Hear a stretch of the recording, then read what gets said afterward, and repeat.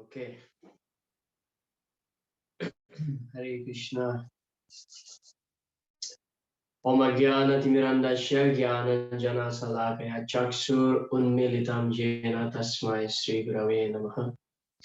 Sri Chaitanya Manobishtam Stapitam Jena Bhutale Swayam Rupa Kadavahyam Dadati Swapadam Vande Ham Sri Guru Sri Judapada Kamalam Sri Gurun Vaishnavam Sri Rupam Sagrajatam Shahagana Ragnatam Vitam Tam Sajivam Sadvaitam Shavadutam Parijana Saitam Krishna Chaitanya Deva Sri Radha Krishna Padan Sahagana Lalita Sri Visakhanvitam Cha He Krishna Karuna Sindhu Dinabhandhu Jagat Gopesha Gopika Kanta Radha Kanta Namoste Tapta Kanchana Gaurange Radhe Vrindavaneshwari Vrishabhanu Sute Devi Pranamami Hari Priya Vancha kalpatarubhyascha kripa sindhubhya eva cha patitanam pavanebhyo vaishnavebhyo namo namaha.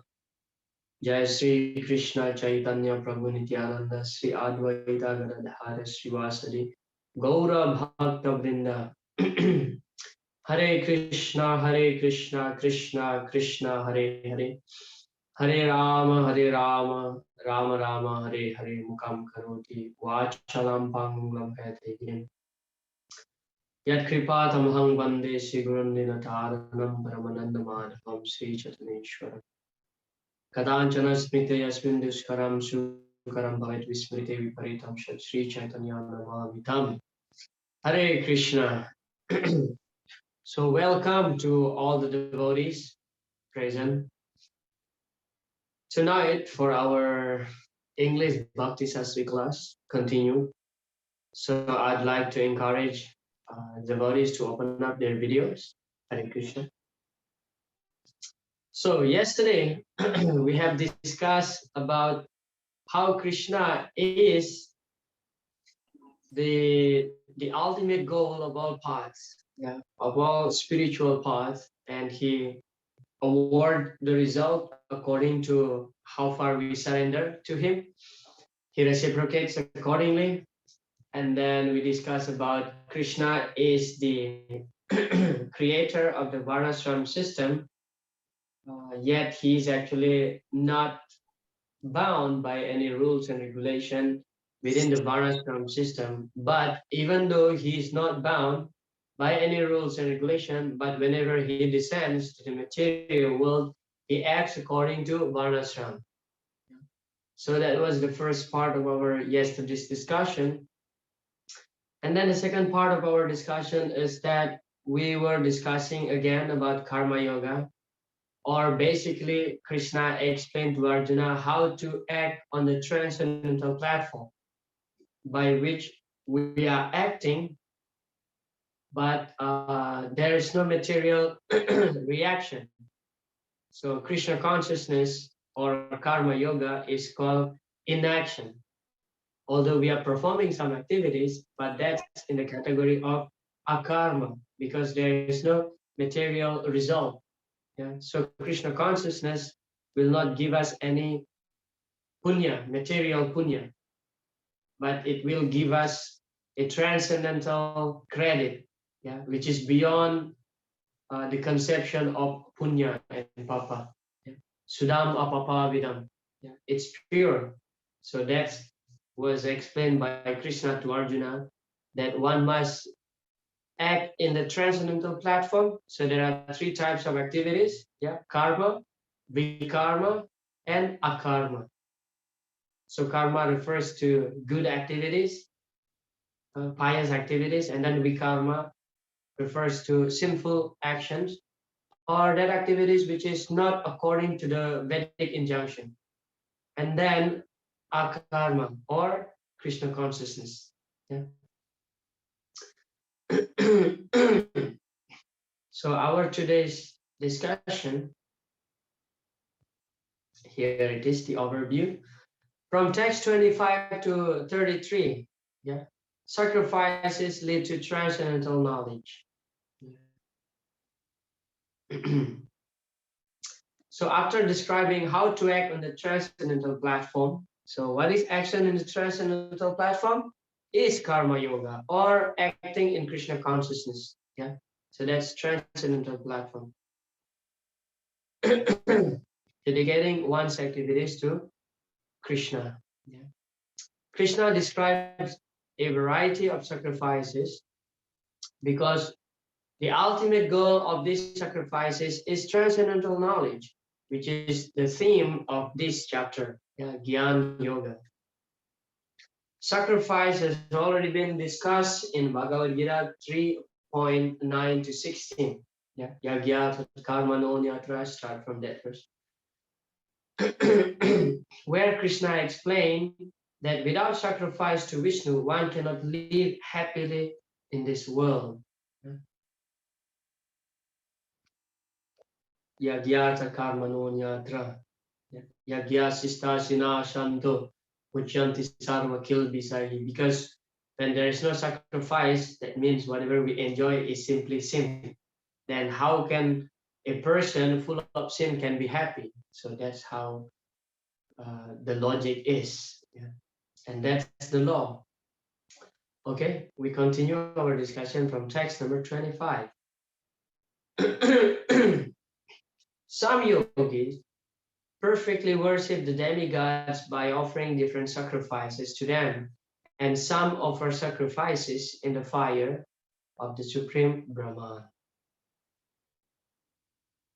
Srila Prabhupada explained, a person engaged in discharging duties in Krishna consciousness is also called a perfect yogi or a first-class mystic. Yeah, this will be clearly explained in the last verse of our first unit.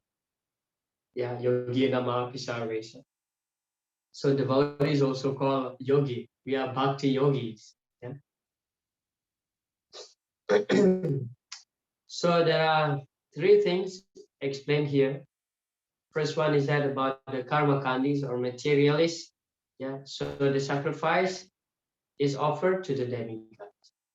And then the impersonalists, yeah, the impersonalists or the jnanis, yeah, sacrifice to Brahman because they desire to merge with the impersonal aspect of the Lord. And then the devotee, yeah, sacrifice to Vishnu. So this is explained in Srila Prabhupada's purport. So there are three different people here. So depending on their consciousness, they offer sacrifices according to their own levels. Yeah. Text number 26. Some, the unadulterated brahmacharis, this is the Naistiki brahmacharis, sacrifice their hearing process and the senses in the fire of mental control, and others, the regulated householders, sacrifice the object of the senses in the fire of the senses. Yeah. Srila Prabhupada explained, the members of the four divisions of human life, namely the brahmachari, the grihastha, the vanaprastha, and the sannyasi, are all meant to become perfect yogis or transcendentalists, since human life is not meant for our enjoying sense gratification like the animals. The four orders of human life are so arranged that one may become perfect in spiritual life. So this is the advantage of following the Varnashram system. Yeah, when one follows the Varnashram system, life becomes so regulated. Yeah. Therefore, Srila Prabhupada mentioned here that the brahmacharis or the grihastha, vanaprastha, sannyasis, these are called ashramas. Ashramas means place to cultivate spiritual knowledge. This is ashrama. It's a spiritual order. Yeah, there is social order and spiritual order. So the varna is the social order, brahmana, kshatriya, vaishya, and shudra. And the ashramas is called the spiritual order. So this verse is explaining about the brahmacharis and grihastha, and both of them, both categories, brahmacharis and the grihastha, meant to advance spiritually. For those who cannot become a Naistiki brahmachari, they are allowed to enter the grihastha ashram. So this grihastha is still within the spiritual order of the society. So we're not living together with the opposite sex without marriage. Yeah. But the grihastas are meant to help those who cannot control their sexual desire.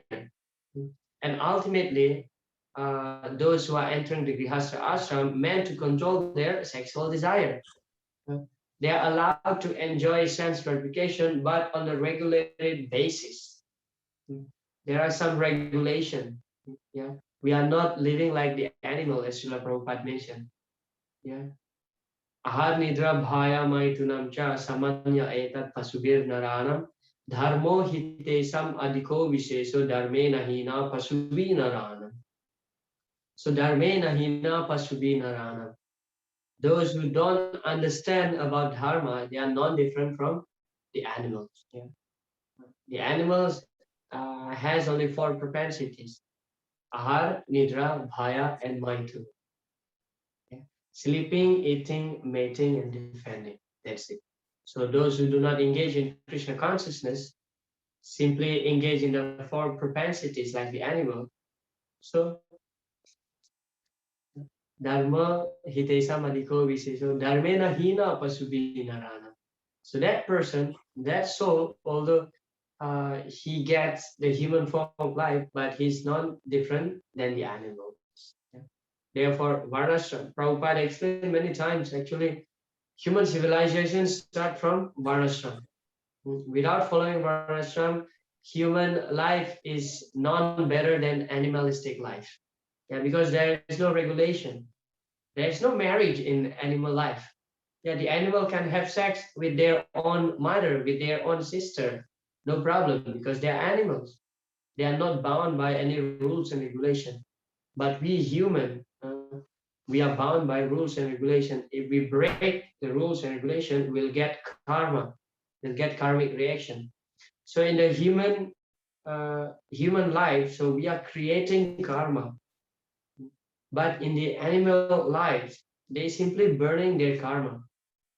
So when a tiger kills a deer, for example, this tiger is not creating his karma. He will not get sinful reaction of killing a deer. Okay, so the animal simply burning their karmic reaction. It is the destiny of that deer to be killed by the tiger. So when the animal cruelly kill another animal, that actually they are not producing, making a new karma. No, they simply burning their karmic reaction. But in the human society, if we commit some sinful activities, so we are getting the reaction, because the human form of life meant to get the higher understanding. And if we don't utilize this, then pasubi narana, we are non-different from the animal. And human civilization start from following the varnashram system. Yeah. The simple example is just like marriage. Yeah, marriage.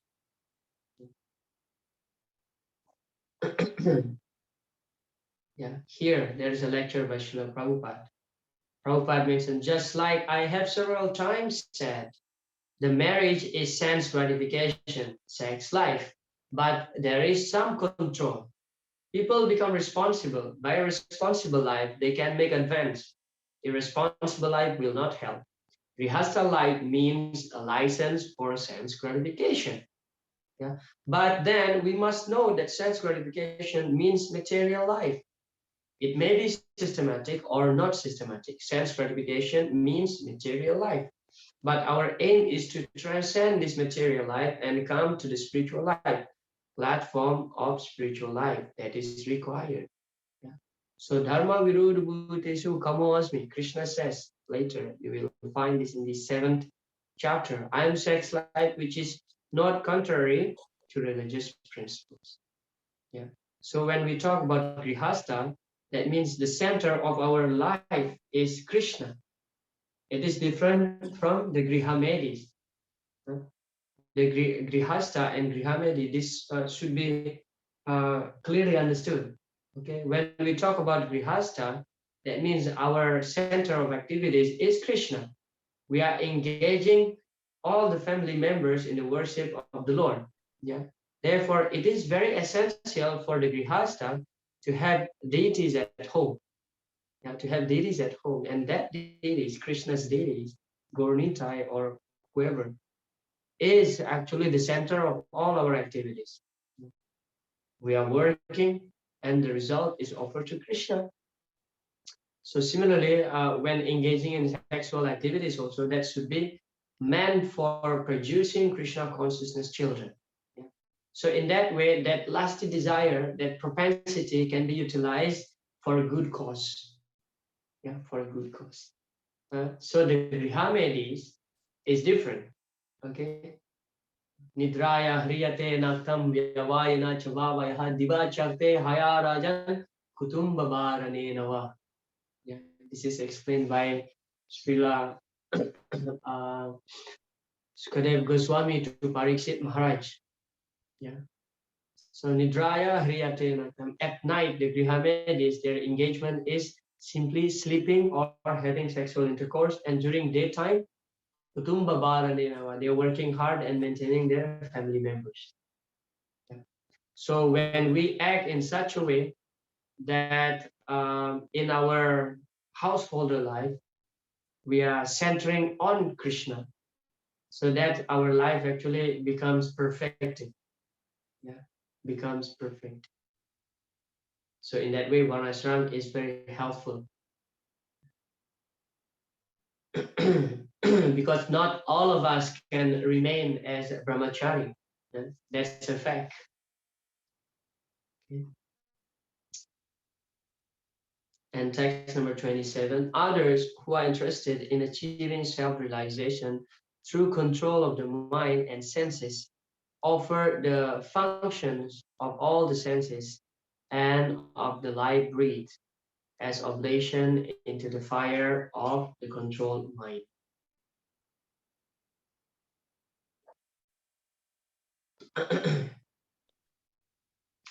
Srila Prabhupada explained in the Yoga Sutra of Patanjali, the soul is called Pratyag Atma and Parag Atma. So the difference is that as long as the soul is attached to sense enjoyment, it is called Parag Atma. But as soon as the same soul becomes detached from such sense enjoyment, it is called Pratyag Atma. So therefore, we are the jiva, the tattva of the jiva is that we are in the tatastha sakti of the Lord. Yeah? There are three uh, energies of the Lord in general. One is the uh, antaranga sakti, or the internal potency of the Lord, and then bahiranga sakti, the external energy of the Lord, and then the uh, tatastha sakti. Yeah, the jiva. The jiva is the tatastha sakti because it is called the marginal energy because the jiva is situated in between internal energy and bahiranga sakti, the external energy. So we are situated in between because we can choose where we want to be. But originally, constitutional position of the jiva is belong to the paraprakriti, the higher nature of the Lord. That means internal potency of the Lord. But because Krishna, out of his love for all of us, he gives a minute independency. So using this minute independency, we can choose where we want to be. We want to be in the spiritual world or in the material world. We may ask question, then because of this minute independency, so we are misusing this independency and choose to be in the material world. Then people may raise question, why then Krishna give us this minute independency? Anybody would like to answer to that question? Why then Krishna give us this independency, minute independency? Then we misuse it, and then we are here. We fall down in the material world. It is the love, Prabhuji, unconditional love from the Lord. Hmm. Right, exactly. Love. Yeah. Because when we talk about love, that means we're not forcing others to love us. So Krishna is out of his love, then he wants us also to reciprocate in the same way. Love does not mean then that you put gun into somebody's head and you ask that person, okay, now you love me. If you don't love me, I will shoot your head. That's not love, right? But love means, okay, out of your own desire, out of your own free will. So love means free will. Yeah, you're not forcing others to love you by putting a gun on somebody's head. Yeah. So yes, why Krishna gives this minor independency? Because of his love for the jivas. Yeah. So the jivas. Although this independency is very little, but Krishna respects that independency. Okay. Okay, you don't want to be with me, that's fine. You go there, but you have to be responsible for yourself. Very nice. So we are the independent jiva. Every living entity is independent jiva, but little, yeah, not fully independent because we are under the control of Krishna's energy. Text number 28. Having accepted strict vows, some become enlightened by sacrificing their possessions. So these are four ways how to sacrifice. Uh, Sacrificing their possessions and others by performing severe austerities, by practicing yoga of eightfold mysticism. This is the Ashtanga yoga. And or by studying the Vedas to advance in transcendental knowledge. Yeah. So dravya yagya means sacrificing one's possession, wealth. Yeah. We sacrifice our wealth. And then tapa yagya, sacrifice in austerity. Yoga yagya, sacrifice in eightfold mysticism. So there are 8 types of perfections of the mystic yoga. And then swadhyaya, sacrifice in the study of the Vedas. So this is mostly done by the brahmachari. Swadhyaya. Swadhyaya vyasanam chaiva vanmaya tapa uchate. Control of the speech contained of swadhyaya, studying the Vedas. Srila Prabhupada explained, ultimately, Krishna consciousness cannot be attained by any one of the above mentioned types of sacrifice, but can be attained only by the mercy of the Lord and his bona fide devotees. Therefore, Krishna consciousness is transcendental. So Krishna consciousness cannot be achieved by any of these. Therefore, later, actually, it is interesting that Krishna will explain to Arjuna in the 11th chapter. Yeah, we jump a little bit ahead just to give some picture that toward the end of the 11th chapter, Krishna mentioned that Naham Vedari Natapasa Nadanina Nachejaya Sakyam Evang Vido Drastum. So Naham Vedai Natapasa. One cannot understand me simply by studying the Vedas. Naham Vedai. Na tapasa. One cannot understand me simply by performing austerity.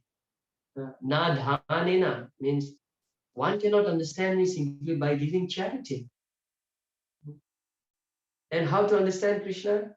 Krishna explained, Bhaktya tu anyanya sakya aham evam vido juna gyatum drastum chatatvena pravishtum cha parantapa. It's only through devotional service one can understand Krishna. Yeah. So, having said that, it doesn't mean that we should not donate some Lakshmi for our movement. We should not perform austerity. For example, today is Ekadashi, so we are fasting. Okay, we are fasting or we reduce the demand of the body. So this is also one type of austerity. So, but the point here is that we cannot understand Krishna simply by performing austerity, simply by studying the Vedas, simply by giving charity. But bhakti should be added into it. Bhakti devotion should be added. Then we can understand Krishna. And actually, all this like charity, austerity, swadhyaya, study of the Vedas, that is actually helpful for our advancement in Krishna consciousness. But all these activities, I'm saying, but all these activities devoid of bhakti, that cannot help us to understand about Krishna Tattva. Just like Varnashram also. Varnashram devoid of bhakti is useless. Is useless. But when Varnashram combined together with bhakti, that's actually daiva. That helps us to advance in Krishna consciousness. Yeah. So when we talk about eightfold mysticism, yeah, just for our information, that there are 8 types of mystic yoga perfection. The anima means to become smaller than the smallest, mahima bigger than biggest, and garima means heavy, to become light like Himasiddhi, and then prapti, to construct anything, ability to construct anything like Vishwakarma, and then prakamya siddhi. This is very interesting. Prakamya means one can become whatever he wants, assuming some form that he wants. Yeah. So this prakamya siddhi is also possessed by Indra. Lagima siddhi also possessed by Indra. Yeah. And then Ishita Siddhi. Yeah, Ishita Siddhi means knowing all powers and getting control over them.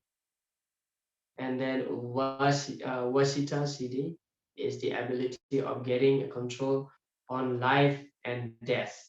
Yeah. So most of the yogis, they are desiring all these 8 mysticism, yeah, 8 mystic yoga perfections. Yeah. Especially here, Vasita Siddhi means to know, to have control over one's life, like Bhismadev. Yeah, Bhismadev, he's a great yogi. He has control over his life. When he desired to give up his life, to give up his body, then he died. Otherwise, no matter what happened to Bhisma, if he doesn't desire to die, he will not die. Yeah. But as devotees, we are not at all interested with all these 8 types of mystic perfection. Yeah. Nanaka pristam na chaparameshtam na yoga siddhir apunar bhavamva. So who is that? Vritasura was praying like this. Na yoga siddhir apunar bhavamva samanjasa tva virahaya kakshin. His only desire is just to serve the lotus feet of the Lord. Na yoga siddhi. He doesn't desire any of these 8 mystic perfection in yoga. Apunar bhava, nor he desire liberation. Yeah, for a pure devotee. His only desire is to serve the Lord. Of course, all these 8 types of mystic perfection in yoga is very much tempting.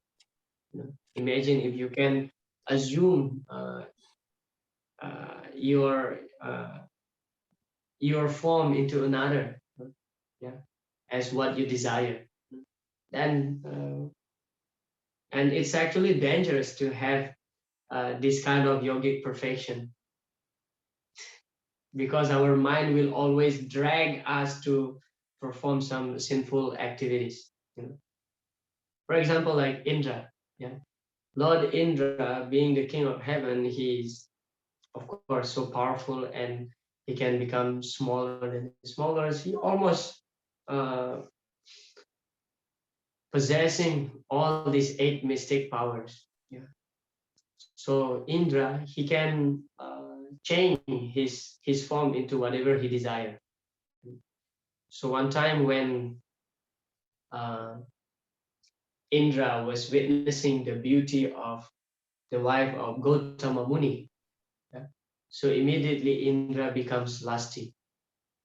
So he wanted to enjoy the wife of Gautama Muni. So one day Gautama Muni went to the river to take bath to perform his daily sadhana.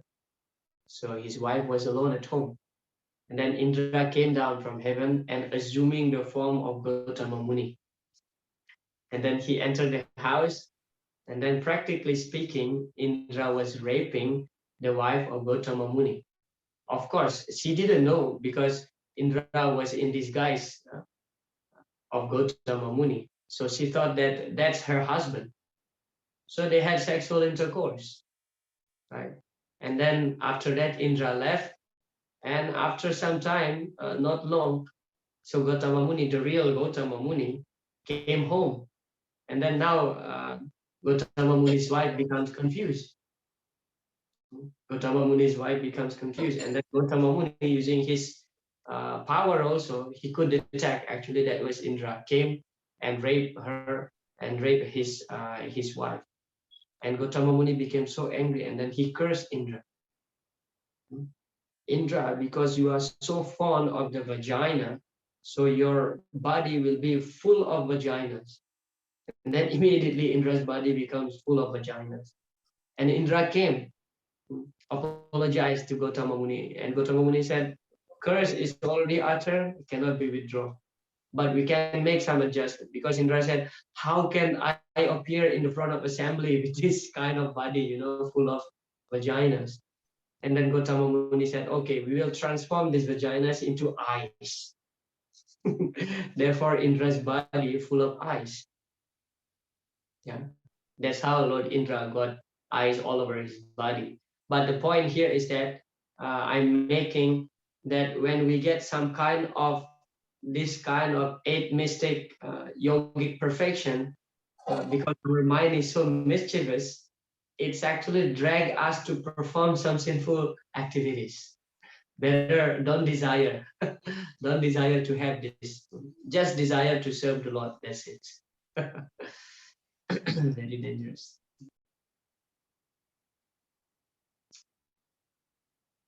Okay, so text number 29, continue.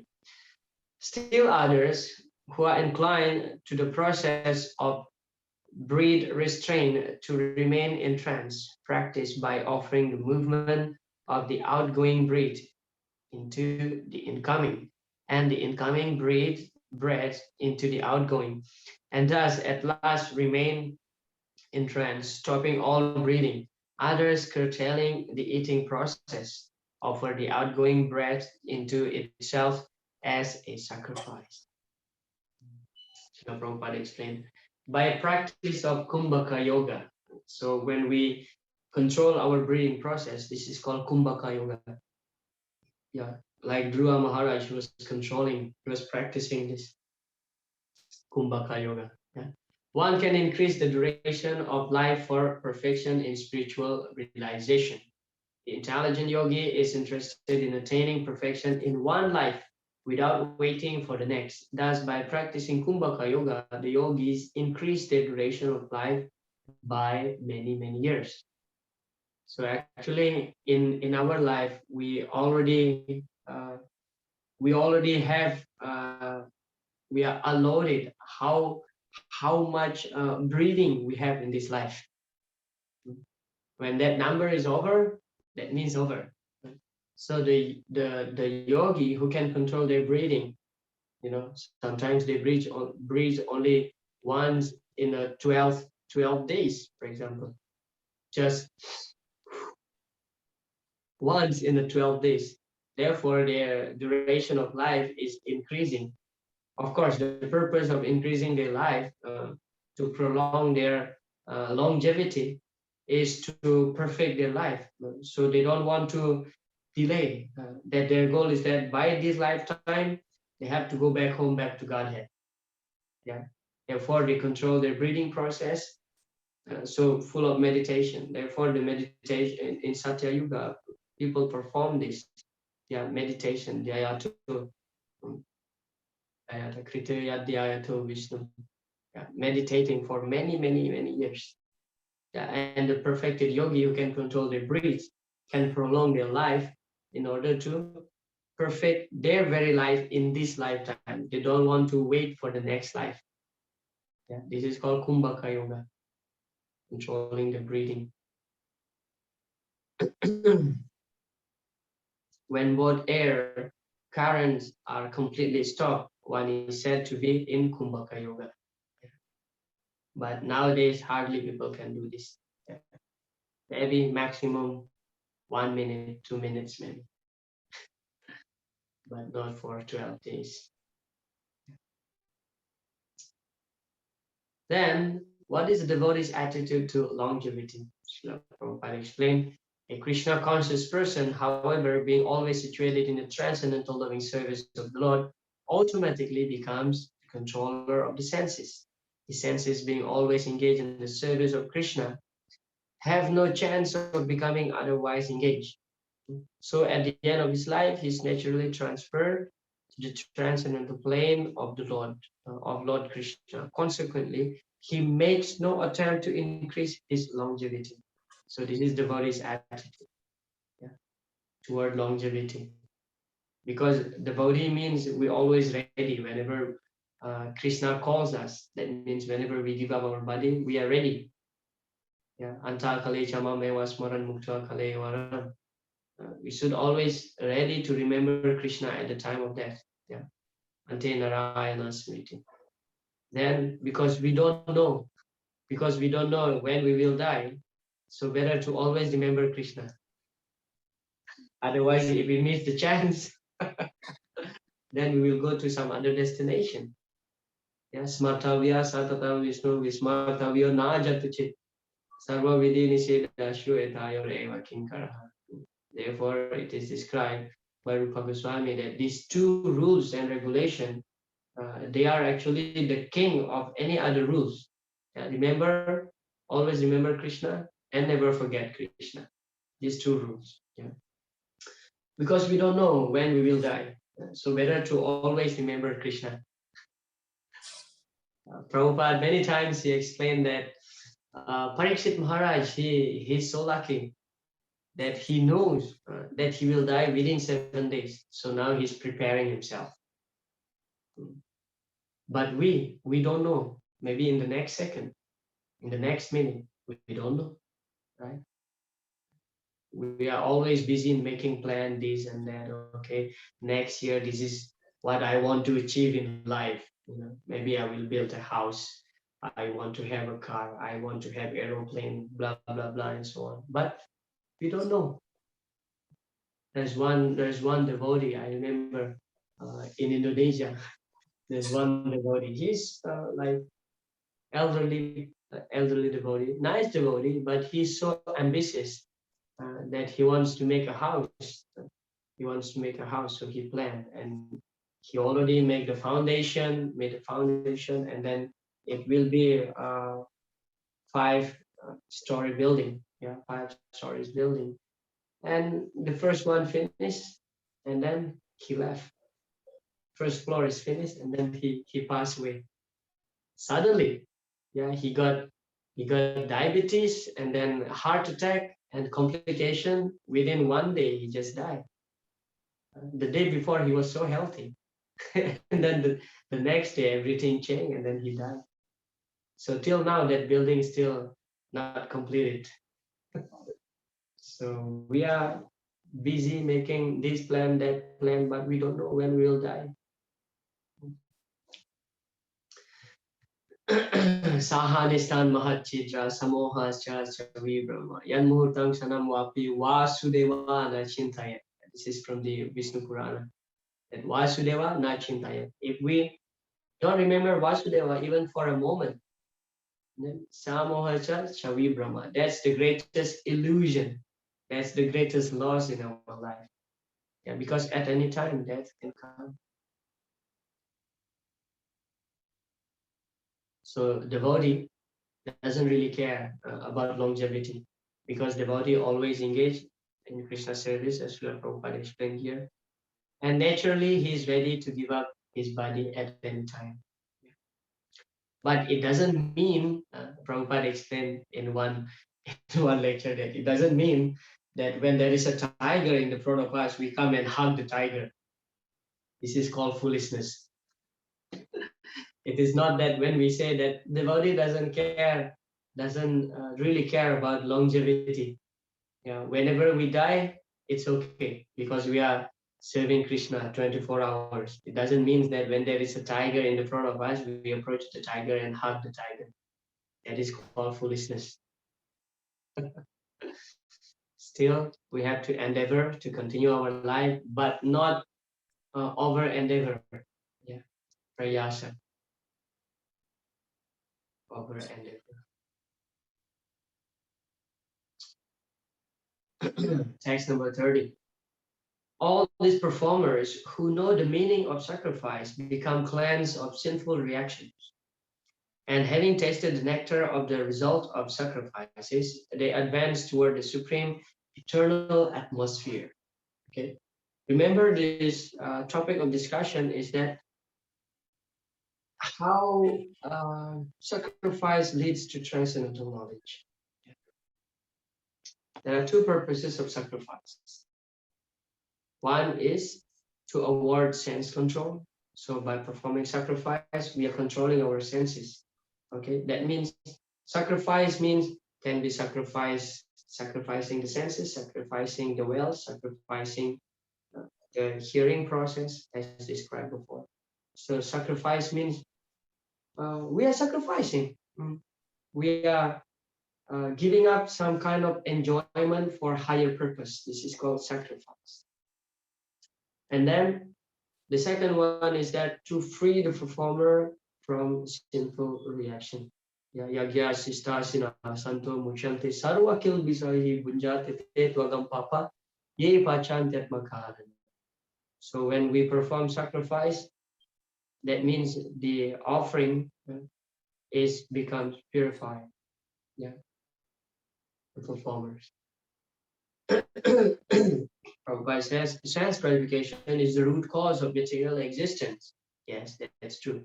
So sense gratification means enjoying separately from Krishna. Okay? So that is the root cause of material existence. Otherwise, if we enjoying along with Krishna, then that is not material life. It's spiritual life, enjoying along with Krishna. Yeah. Text 31. O best of the Kuru dynasty, without sacrifice, one can never live happily on this planet or in this life. What then of the next? So sacrifice is very essential. Yeah. Sacrifice leads us toward happiness. Yeah. By sacrifice, we become purified. Purification means life free of sins. Then when we are free from sins, that means we can live happily. Krishna Prabhu, can you backward the previous slide, Prabhu? Backward the previous slide. This one. Yeah, this is all actually in the purport, Srila Prabhupada's purport. Prabhupada explained two purposes of sacrifice. Yeah, one is to control the senses, and second one is that to free the performers from sinful reactions. Yeah. When we offer bhoga to the deity, that's also sacrifice. That is also yajna. We are offering something. We are sacrificing something. So that's purifying. Purification means free of sin. Yeah. Can we move to the next slide? Yeah, okay, Prabhu. Yeah. This is all in Prabhupada's purport. I'm just paraphrasing it here to save our time. So this verse, text number 31, explaining that sacrifice is very essential. Yajna is very essential. Yeah. By performing yajna, one's become happy. Yeah, because when someone performs yajna, his life is purified. And life free from sins means happy life. Srila Prabhupada said, ignorance is the cause of sinful life.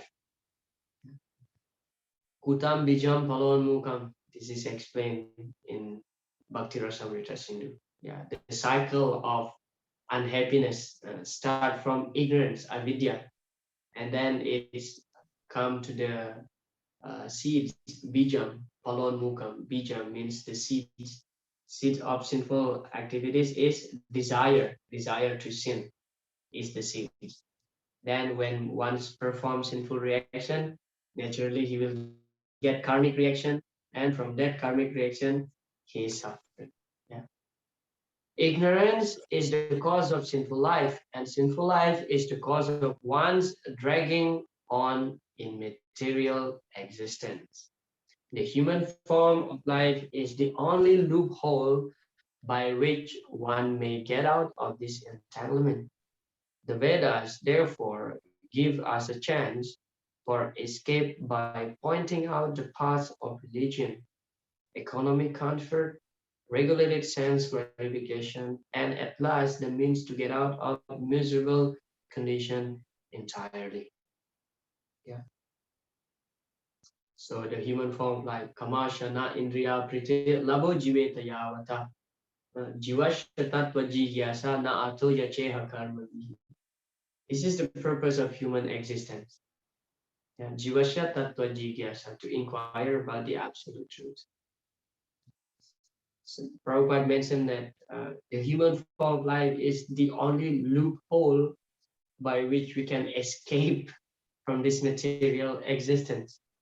Loophole means, when you are somewhere being trapped, and when there is a way how to get out, that is called loophole. So loophole, there is a hole by which you can escape. Yeah, even the demigods, they desire actually to come down and get the human form of life, because the duration of human form of life compared to the demigod's life is much shorter. And those who are intelligent will choose to be in a short period to suffer briefly and go back home, back to Godhead. Yeah, it is described in the fifth canto by Narad Muni, that especially in the age of Kali, yeah, Nayatra Vaikuntha Katasura Pagana Sadhava Bhagavatas Tadasraya Nayatra Yagyesha Makha Mahotsava Suresha Lokopina Vaivashevata. So Suresha Loko, those who are situated in the Suresha Loko, heavenly planet, sometimes they want to come down, especially in the golden age of Kali Yuga, yeah, hidden Satya Yuga. Life is very short, but one can perfect one's life within this short time. So the demigods who get the right to live in a long period, they want to give up that and want to come in the form of human life and perfect their life and go back home, back to God.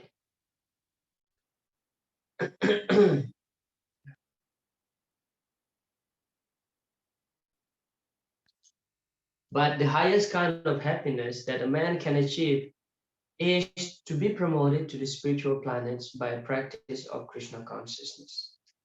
A life of Krishna consciousness is therefore the solution to all the problems of material existence.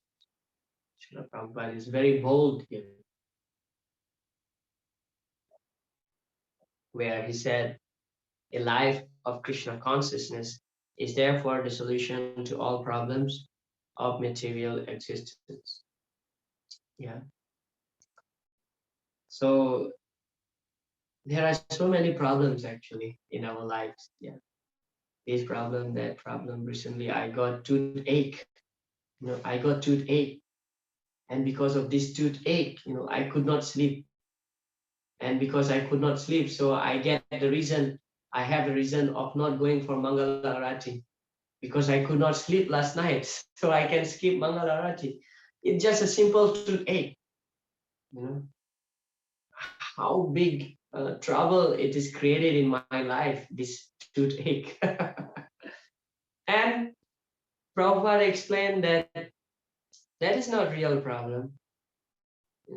The real problem is taking birth in the material world. That's problem. To take birth in the material world is a problem. If we are not here, then there is no problem. First, we come here to Kalayama Saswatam, this material world is already stamped by Krishna, already, stamped by Krishna. And he put his signature, Dukalaya Masaswata. Then what we expect. Yeah. I was once listening to a lecture by His Grace Gauranga Prabhu. Yeah, Gauranga Prabhu from ISKCON Chopati, disciples of His Holiness Radhanath Maharaj. He said that there's one person asking one devotee that, oh, I have so much problem, ye hai, that problem, this problem, and so on. How long I have to suffer? Then that devotee said that it's just a second, just a second. As soon as Mahavishnu inhale, everything will be finished. All your problem will be solved. So the problem is that we come into material existence. That's it. Yeah. Therefore, Krishna will be explaining later, Janma, Mrityu, Jara, Vyadi, Dukkha, Dosa, Anudarsana. When we can see that this Janma, taking birth, Mrityu, death, Jara, Vyadi, old age and disease, Dukkha, Dosa, Anudarsana, full of dukkha, full of miseries. This life is full of miseries. Taking birth is full of miseries. Yeah? Even before taking birth, 9 months we are in the womb of our mother. We are already suffering. No fresh air. Just like we are eating, sleeping, evacuating, and doing everything in the toilet. And that toilet, the closet doesn't flush. That's the situation of a baby within the womb. Third canto, Kapila Siksha. Plus, there are so many worms biting the child. When the mother eat some spicy food, the baby suffer. Yeah. So it's like that, Even before taking birth is suffering. While taking birth is very dangerous. There are so many babies die, or there are so many mothers die in the process of delivering a child. It's very dangerous, critical. And then as soon as the baby born, the baby cry. That first cry makes the parents happy. The next cry makes the parents suffer. When the baby born and doesn't cry, the parents in anxiety. Is he alive? Is he alive? Therefore, when a baby born and he or she doesn't cry, what the doctor will do? The doctor will take the baby and start slapping the baby. When the baby cry, the parents happy. Oh, he's alive. Oh, she's alive. And then the next cry just create disturbance. Are why he's crying when he will sleep? Yeah.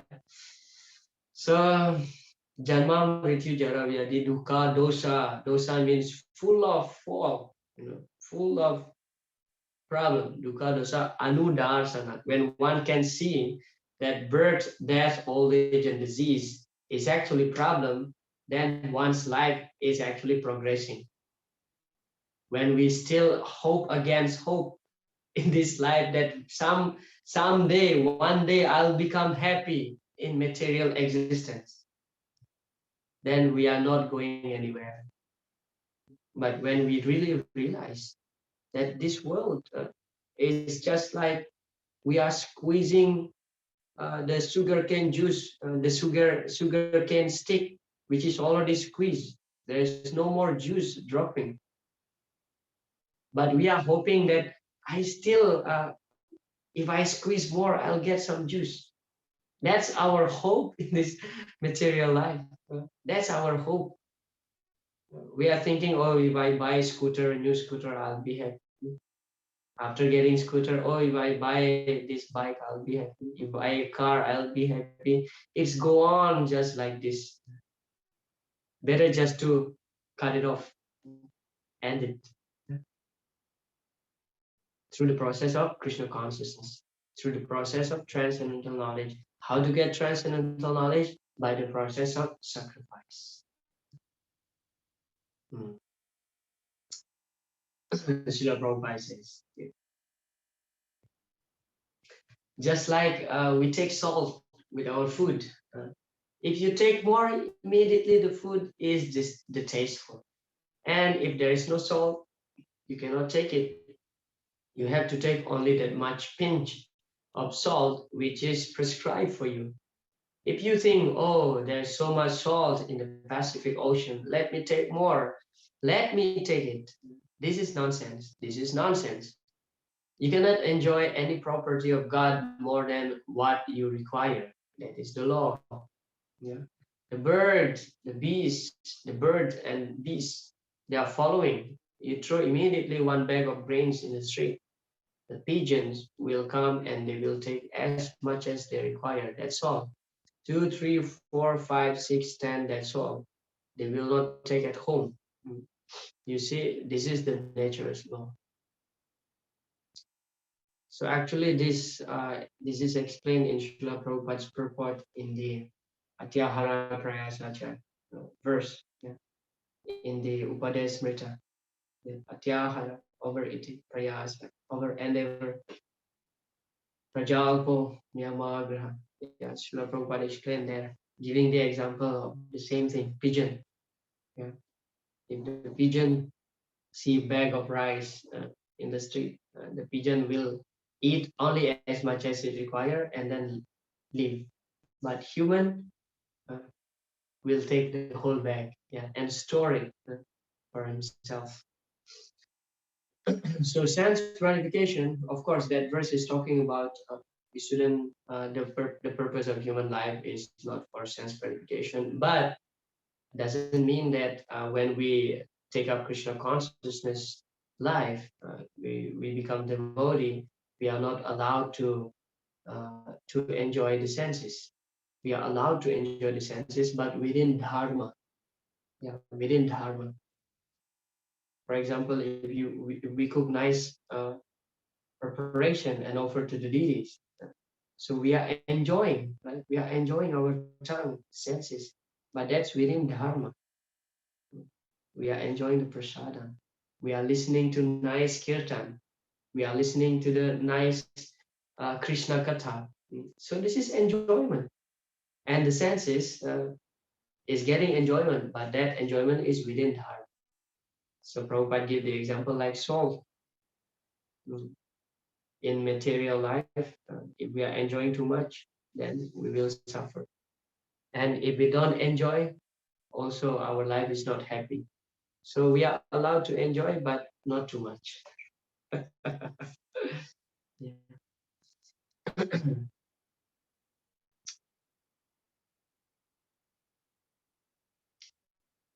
Okay, text 32 and 33. First 32. All these different types of sacrifice are approved by the Vedas, and all of them are born of different types of work.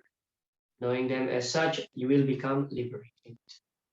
And then the last one of this part of discussion, O chastiser of the enemy, the sacrifice performed in knowledge is better than the mere sacrifice of material possessions. After all, O son of Pritha, all sacrifices of work culminate in transcendental knowledge.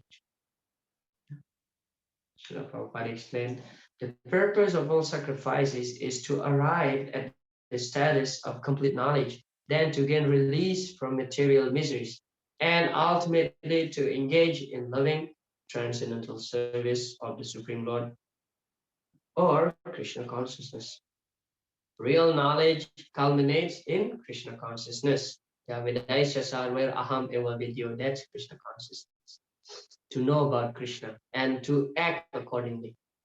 The highest stage of transcendental knowledge. Without the elevation of knowledge, sacrifices are simply material activities.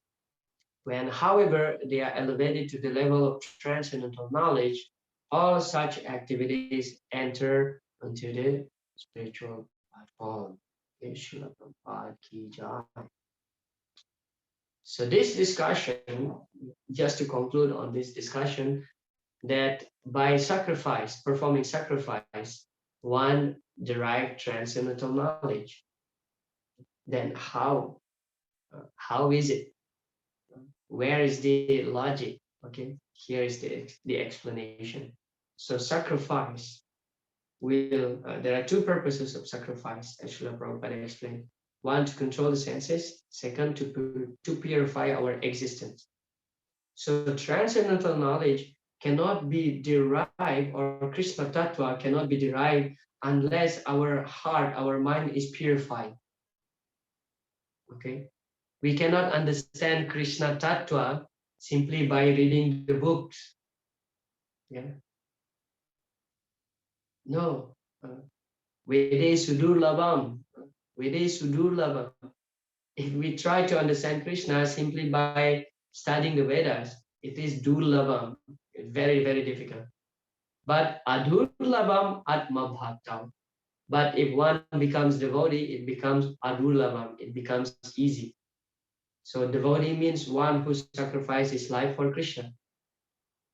So through sacrifice, one's heart is purified. And when our heart is purified, transcendental knowledge can be easily derived. That's the explanation here. How from sacrifice lead us to transcendental knowledge or knowledge about Krishna, Krishna Tattva. Yeah. And Prabhupada explained that the culmination of transcendental knowledge, transcendental means beyond this material world. Okay. Even the Mayavadi, they have transcendental knowledge. Aham Brahmasmi is transcendental knowledge. Something beyond matter is transcendental, but their transcendental knowledge is incomplete. That's why Srila Prabhupada explained the culmination of transcendental knowledge is Krishna consciousness, engaging ourselves in the service of the Lord, in the service of a person, Bhagavan, not in the service of Brahman. And there is no service in Brahman. In Brahma Jyoti, there is no service. Therefore, the topmost knowledge, topmost transcendental knowledge is Krishna consciousness. Yeah, Vedaischa sarvaya aham eva vidyo. Vedanta krit vedavid eva chaha. Okay, I will not go to the next part of the discussion, which is the conclusion of the transcendental knowledge. We can discuss it in next week. Yeah.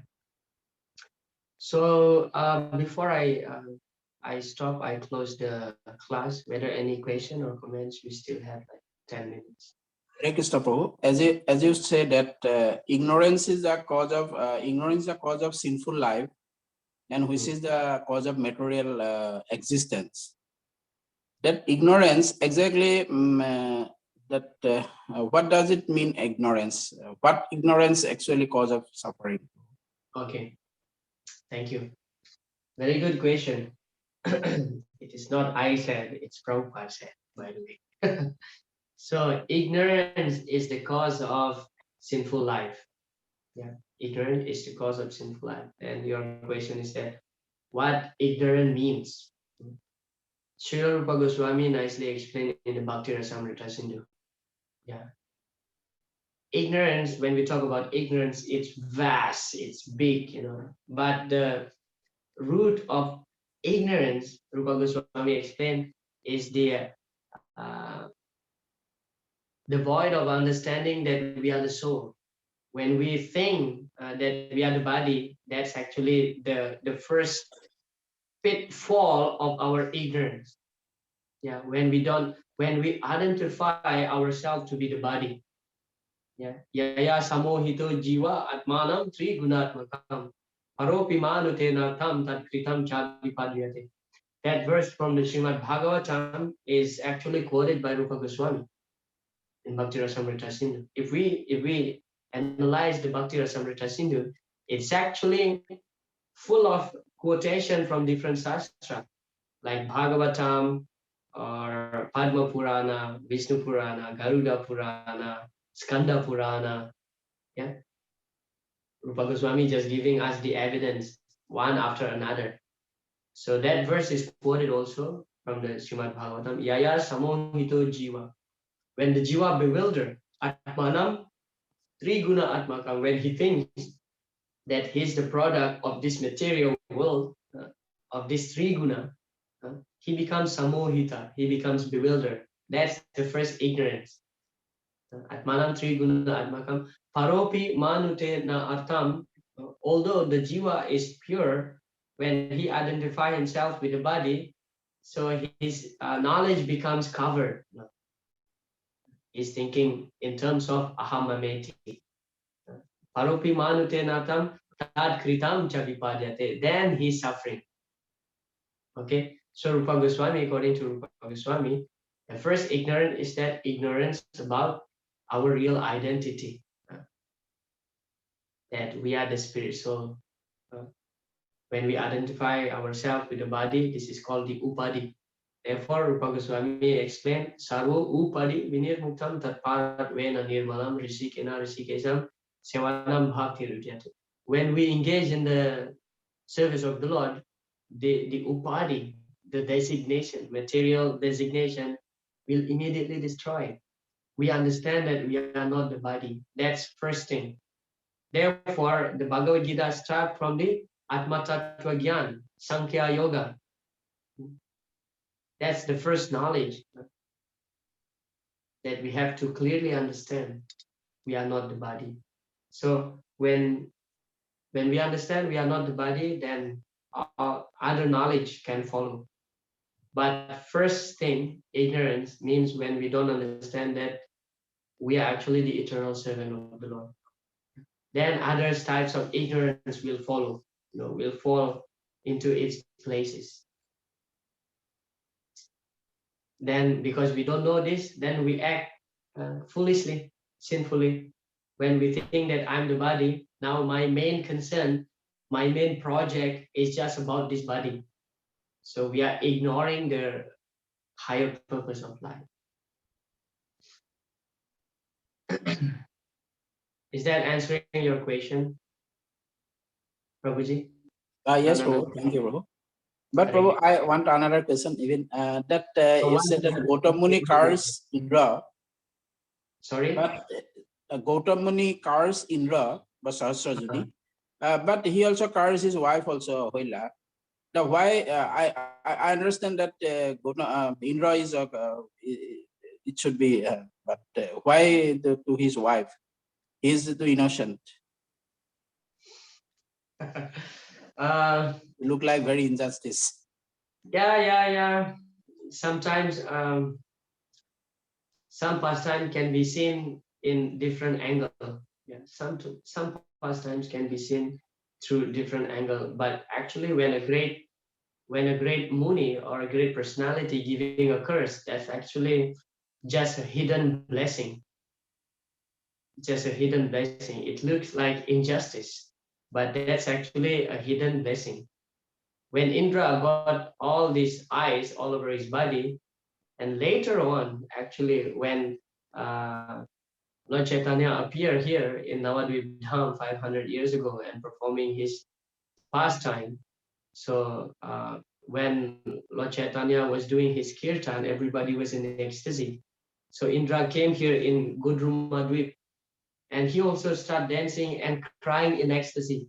All his eyes, all over his body, now pouring, doing abhishek to Lord Chaitanya Mahaprabhu with the ecstasy. So it looks like injustice, okay, but actually it's just a hidden blessing. Whenever a great devotee gives a curse, it looks like, okay, injustice, why it's simple thing, or Gautama Muni's wife is innocent, why she also got cursed. It's look injustice, but actually it's hidden blessing. But what kind of blessing that Gautama Muni's wife got, so I didn't go too much detail into that pastime. But the point here is that it may looks like injustice, but if we analyze through different perspective, it's actually a hidden blessing. Because when a great devotee, a great personality gives blessing or curse, actually that's the same thing. Narad Muni curses giant Vijay. What is his name? Manigriva and Nalakwara. Narad Muni just passed by, and because they are naked, so Narad Muni becomes so upset and cursed. We may think that it's simple thing. They just drunk, so what's a big deal? But why Narad Muni is so upset? So it looks like injustice, but it's just a hidden blessing. We need to see the pastimes through different perspective, through different angle. Yeah. Okay, Rukmininath Prabhu, your hand is up. Hare Okay. Krishna. Thank you very much, Prabhu. This process of transcendental knowledge, which you shared today wonderfully, is what we have understood is learned is that the goal of this sacrifice is transcendental knowledge. Is it the same knowledge which actually Prabhupada is mentioning in the purport of 13th chapter in the process of like amarantha, not humility, it's 13.8 to 12. Prabhupada is mentioning that the process of knowledge is sometimes misunderstood by less intelligent men being the interaction of the field of activity. So the process of knowledge is the process of knowledge, and is that same knowledge in which the 13th chapter is also talking, or is? Thank you for your question. Yeah, in the 13th chapter, mostly that part is talking about kshetra and kshetragya. Kshetra chapi mamidi sarva kshetri subharata kshetra gyayor jnanam yataj jnanam matam mama. Krishna says yataj jnanam matam mama. According to me, knowledge means to know the difference between kshetra and kshetragya. Kshetra means the body, kshetragya means the knower of the body, which is the soul, and the soul along with the Parama So that's knowledge. And here, Krishna is speaking about knowledge, transcendental knowledge. Ultimately, here's the gradation here. Ultimately, the knowledge that Srila Prabhupada and Krishna is talking here, transcendental knowledge about Krishna consciousness, that's the topmost transcendental knowledge. And understanding in the 13th chapter, understanding about the differences between kshetra and the kshetragya, between the body and soul, is actually the process leading toward the ultimate knowledge. Like the Mayavadi, they know difference between body and soul. That's also transcendental knowledge. That's why I mentioned here earlier that the Mayavadi also have transcendental knowledge, but their transcendental knowledge is unfinished, not unperfected. Therefore, transcendental knowledge, the culmination of transcendental knowledge is Krishna consciousness. So 13th chapter is talking about kshetra and kshetragya. That's transcendental knowledge, which also may possessed by the Mayavadi, Aham Brahmasmi. But here, Prabhupada and Krishna is talking about the ultimate transcendental knowledge that can be derived through sacrifice. Yeah. But ultimately, it's just leading like this. Yeah. Prabhuji, right. Yes, Prabhuji, the less intelligent means the Mayavadi. In that 13th chapter that Prabhupada has mentioned the purport, less intelligent, he is talking about the Mayavadis, or maybe the scientist, or maybe so-called karmis, or I don't know, not karmis at least, but scientists, or I don't know. I don't know. Is it only talking about Mayavadis there?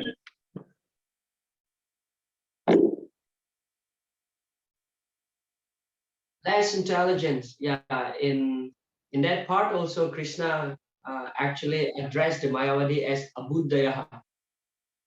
Abuddhayaha means Buddha means one who has broader intelligence, and Abuddha means less intelligent. Yes, in that section actually Krishna is talking about the Mayavadi. What is the full Sanskrit verse of that sloka? Avyaktam vyaktim apanam manyantimam abuddhayaha. Param bhava majananto mama vyaya manutamam. 7.24, I think. Is it no? So, but anyway, the less intelligent can be refers to Mayavadi or any scientist. Scientist is actually belong in the category of being too demoniac. They have intelligence, but Maya Paharita Jnana, their intelligence is stolen by Maya. They don't utilize their intelligence for the higher purpose. So yes, they are also in the category of less intelligent. But there is also this is interesting actually. There is also an explanation when the Mayavadi, even the Mayavadi, if they are sincerely inquiring about the absolute truth, they will ultimately go to the level of Bhagavan realization. Therefore, that verse that you will find later, Bahunam Janmanam Ante Gyanavanmam Prapadyante, that verse is talking about the Mayavadi. After many, many births, yeah, for those who are sincere, because not all Mayavadis are bad. It's just simply because they don't have the access of real knowledge. But those who are sincere, they can ultimately reach to the Bhagavan realization, but after long time, after thousands of lifetimes. Yeah, interesting. Thank you very much. Yes, yes. Hare Krishna. Hare- So we will meet again next week on Tuesday. Thank you very much. Jai Shri Prabhupada Ki Jai. Hare Krishna. Jai.